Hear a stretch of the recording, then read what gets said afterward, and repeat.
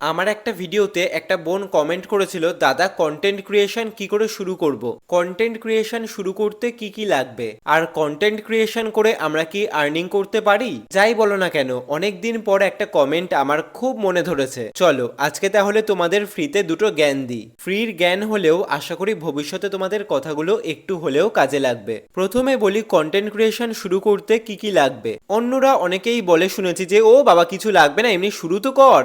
একদমই ভুল কথা। দেখো, আমার মনে হয় কন্টেন্ট ক্রিয়েশনের সবচেয়ে ইম্পর্টেন্ট যে পার্টটা সেটা হলো ভালো পিকচার কোয়ালিটি আর ভালো সাউন্ড কোয়ালিটি। তাই তোমরা প্রথমে একটা ভালো পিকচার কোয়ালিটিওয়ালা ফোন কিনো, বলছি না আইফোন কিনতে, ভালো পিকচার কোয়ালিটিওয়ালা একটা অ্যান্ড্রয়েড ফোনই কিনো। সবার ফিনান্সিয়াল কন্ডিশন তো সেম নয়, তাই প্রথমে আইফোন কেনার কোনো দরকার নেই। তবে যত ভালো ক্যামেরারই ফোন কেনো না কেন, লাইটিং ছাড়া কিন্তু ক্যামেরার কাজ অসম্পূর্ণ। তাই সেকেন্ড যে জিনিসটা লাগবে সেটা হলো রিং লাইট। এবার আসি সাউন্ড কোয়ালিটিতে। প্রথম প্রথম তোমরা যখন শুরু করবে তখন মাইক কেনার কোনো দরকার নেই।